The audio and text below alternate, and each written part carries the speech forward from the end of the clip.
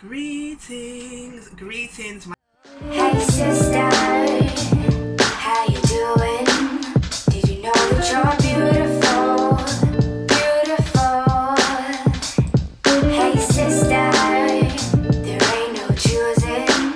Did you know that you're beautiful, beautiful? Greetings, Salam alaikum, namaste, etesen, bawani, and the list goes on. My name is Reccomendations and you are here on the Eyeame channel. Welcome. Inshallah, your week has been going extremely well. Today's topic of discussion is our cycle, our period, our moon cycle, our red time. So I started my cycle a week before I turned 11.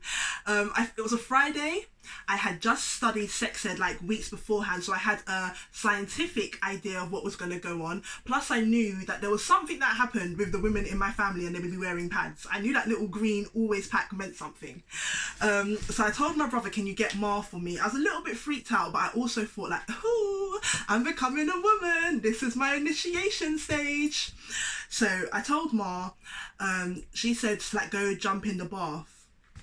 I had a bath, I came back downstairs and I was like, oh, thank God that's over. And she was like, no, Kaikua, it's going to take a couple of days. So she told me how to put a pad on. Luckily, my mum let me sleep in her bed and I remember I was wearing Snoopy mint green pyjamas and my mum had this white bed with really small pink ombre flowers.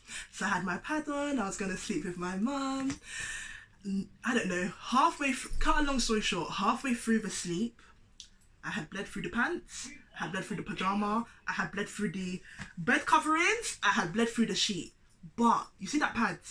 Clean. So you could already tell from the get-go, my cycle was going to be something that was testing. Okay, my cycle would come and go. Mine was never organised and never on time, similar to myself. You're gonna hear my family. Then come GCSE time, I got so stressed out. I was working myself down to the ground. So much so that I didn't have a cycle for 9 months. My family was going to a Oriental Doctor and I went to see her as well. She looked at me, she looked at my body, she asked me to stick my tongue out, and based on what my tongue was showing and teaching her about me, she said, do you want to have children? And at that time I was so against it. So by this time I was maybe 17, 18. I said no, and she said, your body is preparing to not have children. That's when I realised I might not want to have children at this time, but I still want to have the potential, I still want to have the system for it, I still want to have the capacity for it.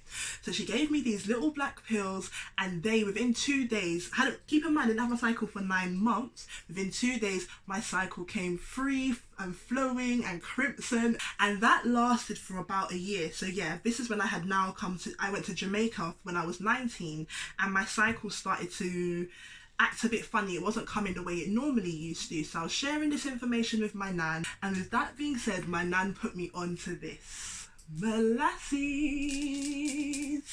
Okay, I love Molasses so much. It has iron, it's full of iron, as well as magnesium, zinc, I think phosphorus, and pure other things. So please go and search up Molasses. Another thing that my nan used to give me is green banana porridge. For all the Caribbeans, you lots know.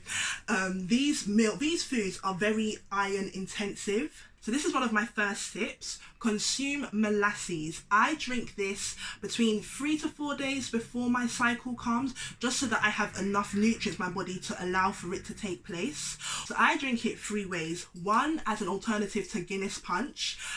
It's got a similar taste. It is acquired. I put it with coconut milk, a little smoked salt, cinnamon, nutmeg, put it with some ice, and you can drink it like that. Iron is better absorbed with vitamin C, so you can have this with ginger and orange juice or pineapple juice. Now my cycles come often, my cycles come monthly. However, if I have a new partner, or I consume a certain type of food, or I've not drank enough water, or I've travelled, these things can delay or completely just make me miss my cycle for the month. Now, let's get into talking our body's language. Our body is constantly telling us what it needs, what it wants, what it likes and dislikes, in reference to the environment, food, people. The issue is we are not well versed in this language. The way that we can read our body for our cycle is to actually analyze our cycle, and that means becoming really intimate with our body, getting to know our body, especially whilst you're bleeding. One of the things that lets me know straight up I've done a disservice to myself is I've consumed too much sugar. If I've consumed too much sugar, too much sweets, my cycle is heavy. I bleed a lot more than usual. 2, I avoid dairy and meat, but when I used to consume dairy, it throws my cycle off. It starts to become clotty and heavy, and it can cause a negative sensation in my womb. It's similar to a river trying to stream through a mountain. If there's not enough water, it will trickle. The water will become stagnant and old, similar to the blood. If I've not drank enough water, the blood cannot release from my body, and so it starts to get old and brown. I did say I was going to get TMI. And with that being said, pay attention to how your cycle, I just write it in my tasks. You can get yourself a cute little red cycling book, old school style, and just write halfway through your cycle, this is what happened, or whilst you're on your cycle, day 2, lots of red bloods, I found 2 clots, and then I forgot one more thing. My emotions. My cycle is the perfect time for me to find out how I was feeling the previous month. For example, in February, I was angry like I've never ever been before. I was ready to fight for a whole month. I was angry and I was furious. Oh, okay. So my cycle came in March. That was the heaviest cycle of my life. I kid you not. If we were not in a pandemic, I was on my way to work. When I went to the bathroom and I saw what was going on, I wanted to go to the hospital. It's only because we're in a pandemic why I chose not to. So those are just a few things to look out for. Your diet, your sleep pattern. Are you working out? Do you have a new partner, or are you with the same partner and doing something different? Any changes? Pay attention to your cycle. Your cycle will talk to you. Once you start learning the language, your cycle will definitely start talking to you. And on that note, I want to contribute to removing the taboo away from cycles, and I'm going to share my cycle. For the most part, my cycle starts in the 2nd week of the month. It's on average 3.5 days. It's pain-free. It's easy. The only time I know that my cycle is coming is when I physically see it. Alternatively, I might get in an argument 3 days beforehand. I get very defensive and very protective of myself. So my cycle is very light. I would not advise this, but if I wanted to, I could use 1 pad for the whole day. What else? Every now and again, maybe twice a year, I get this sensation, and the only thing that's close to it is, you know, when you've pulled the plug out of a bath and you see the water swishing around. That's sometimes how my body can feel. Maybe a day or 2 before my cycle, I feel really introspective and I want to protect myself. I journal the most. The day after my cycle, that's when I feel I can get the most done. And apparently that's because there's like a progesterone boost in your blood. I can't recall all the ins and outs. So that's pretty much my cycle. Oh, one more thing. If I'm surrounded by other women, I 1000% sync up with the women around me. And I am yet to be the leader of the syncing. I always follow after people. Now we can move on to the next topic of foods. Foods to consume to honour our cycle. 1, this might seem biased, but to either cut out meat or heavily reduce it for a whole month. Some people go on the vegan diet for a week. It's not enough to see the reflection in your cycle. So I would say go a whole month and see what happens to your cycle.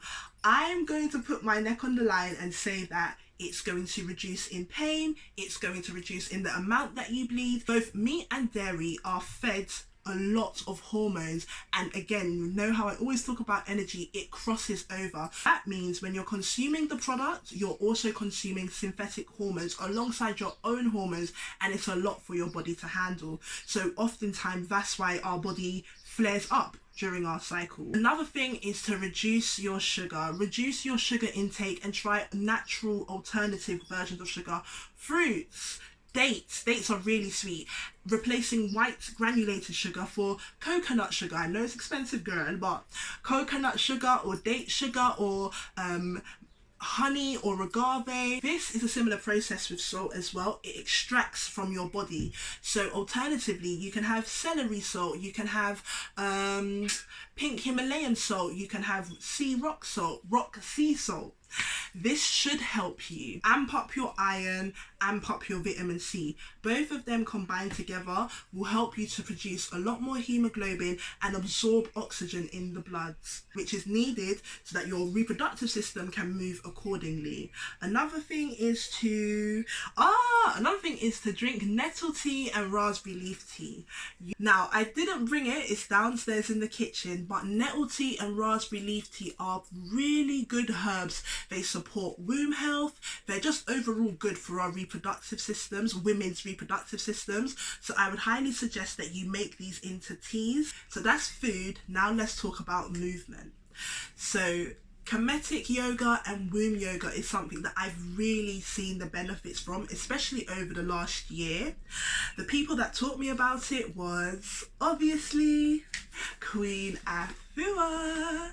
So here are her beautiful books. I don't know when I'm not going to mention her. I just think she's a queen, an absolute teacher and healer. Another lady that put me on was Blackberry Academy. She's on YouTube. I'll also add her description. She has a 9-minute womb movement practice and I find it so beneficial. Another thing that we can do is wine up ourselves and dance. So a lot of Caribbean students, a lot of African students, you can even find this in other cultures such as the Arabic culture with belly dancers. So we have been stigmatized for doing such sensual and sexual movements. Yes, it's alluring. Yes, it's desirable. But also what you're doing is you're connecting with your femininity when you're contracting and relaxing your pelvic floor muscles. You're allowing for your body to your movement allows for your reproductive system to be massaged. That's one of the reasons that we whine. Traditionally, you would even whine your baby out. It would help. So whine daily, dance daily. It helps to keep the muscles toned. Other yoga poses, I'm going to try to, if I can't describe them efficiently, I'll just find diagrams. The ones that I enjoy doing is, if this is the wall, you would scoot your bum all the way up to the walls and you cock up your leg on the wall, and that just allows for the body to rest. Another position that I like to do is the child's pose. I don't know if it's because I'm plus size, but I'll show you the diagram here for the child's pose. But what I like to do is I like to extend my legs out. This allows for my hip abductors to become more flexible and more agile. Essentially what it's doing is activating and toning the muscles in that area, and I found benefit from it, so I hope that you do too. Now let's move on to our mindset when we are having our cycle. So one of the first things that I want to share, sisters, is that having a cycle is natural. Having a cycle is organic. Having a cycle is our body's way of telling us, I'm doing okay. Or here is your report on how you've taken care of me. You've not drank enough water, that's why I was clotty.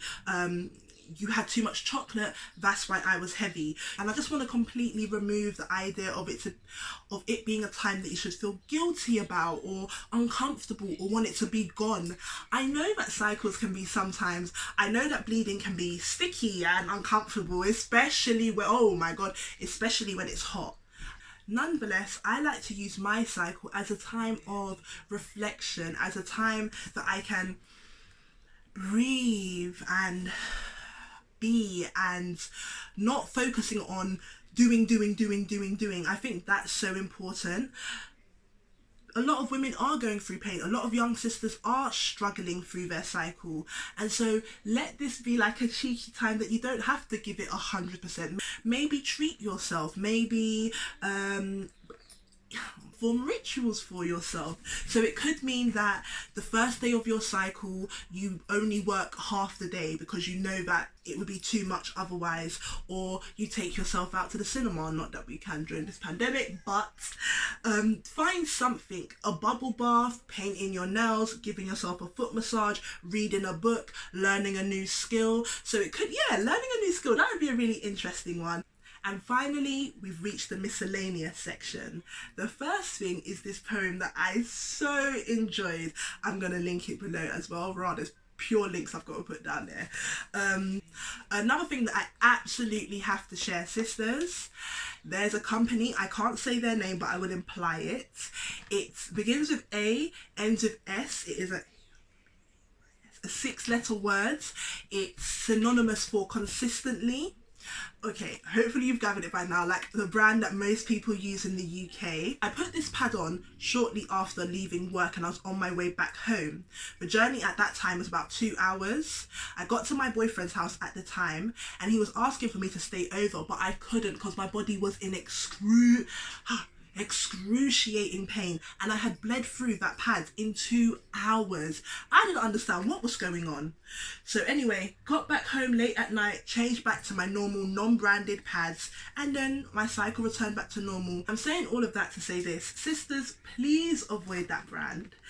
They are doing some very sketchy things that I wouldn't advise you to trust them with your most sacred, intimate feminine parts. That's all I'm saying. So the next thing is, in the West, we use either wipes or tissue to wipe ourselves, but in many other cultures, they use water to clean themselves. So a lot of us have a little jug in our toilets, and you just use water and you rinse down there. And this will help to reduce the potential smell that can arise. And on that note, sisters, when you're on your cycle, your hygiene needs to be A1. There's twofold to this. So one, bleeding is not dirty. Bleeding is not disgusting. The issue is that blood is nutrient dense, and whilst it's in between your legs, it's going to be hot, it's going to be moist, and that's how bacteria can begin to harbour. That's where it can become somewhat unhygienic. So I just wanted to clarify that.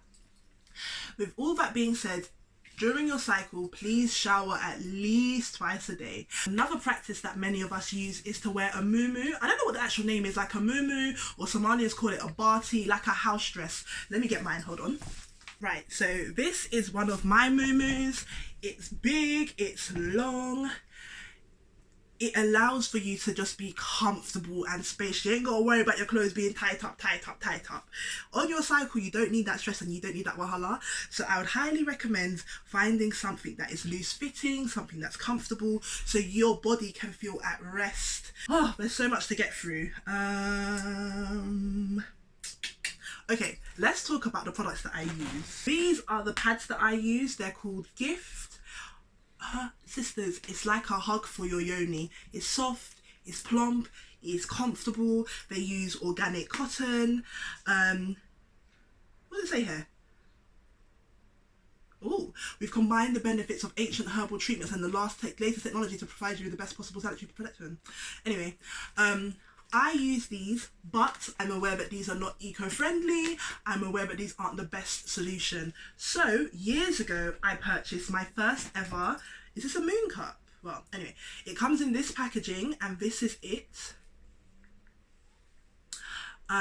So this was a very interesting experience. I used this I used this about 3 or 5 times. So the positives were seeing the amount that I was bleeding and just being able to be that intimate with my body. And I don't know if this is me and I'm weird, but it smelled like warm strawberry juice. The downside to this is, I don't know, this silicone was too firm for me, and you know the needle eye and that, so I couldn't continue with this. But I am looking into buying period panties. What I'd advise to you, sisters, is find what's comfortable. Maybe this works for you, maybe a softer silicone will work for you, maybe organic pads will work for you. What I will say is that having a bleached tampon is something that I would heavily avoid. You don't want any harsh chemicals / substances within that space. It's so delicate and so gentle. Ultimately, what I'm saying is find products that are good for you, good for your womb, and good for the environment. This might be considered taboo, But when I'm on my cycle, I tell people, I let people know. I want them to know what's going on. Especially if you're in a relationship, you might not want to be sexually active during your cycle, and this is something that should be communicated with your partner. Overall, I share that I'm on my cycle just because I'm very open like that. If you're cycling for more than 7 days, it might be in your best interest to consult a doctor.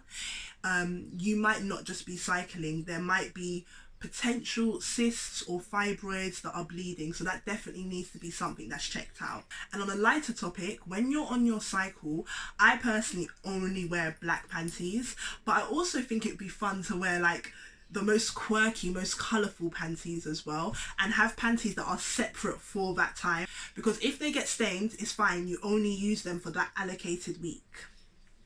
I want to end this video off with sharing some of the things that my younger sister recommended. So the first thing is, how do you find out whether you're heavy or light?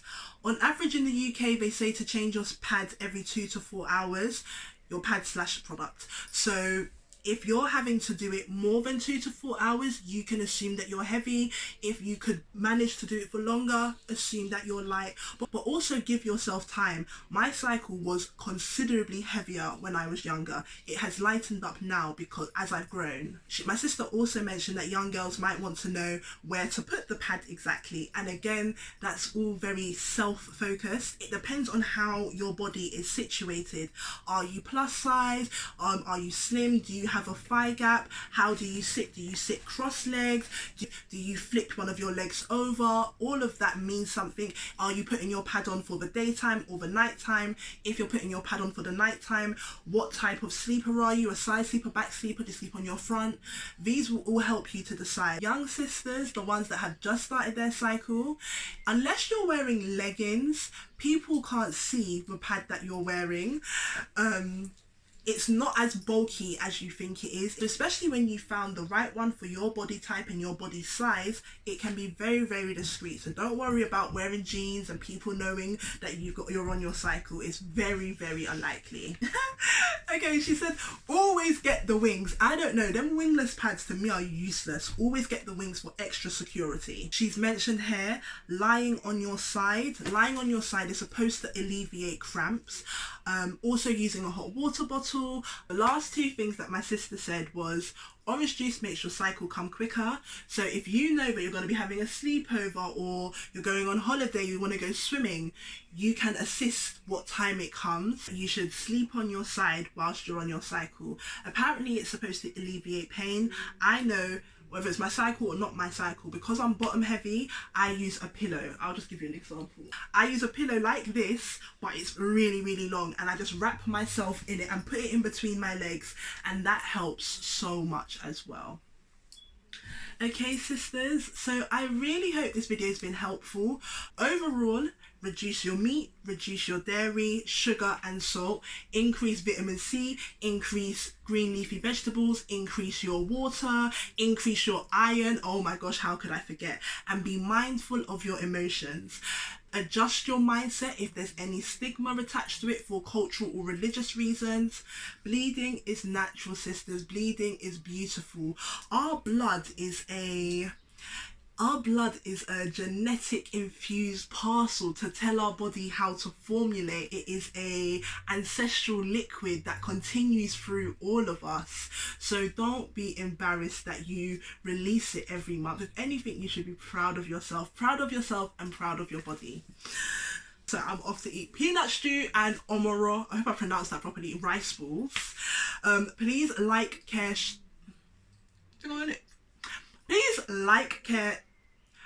like, share, comment and subscribe. Bless up, take care, and remember, Eyeame in everything.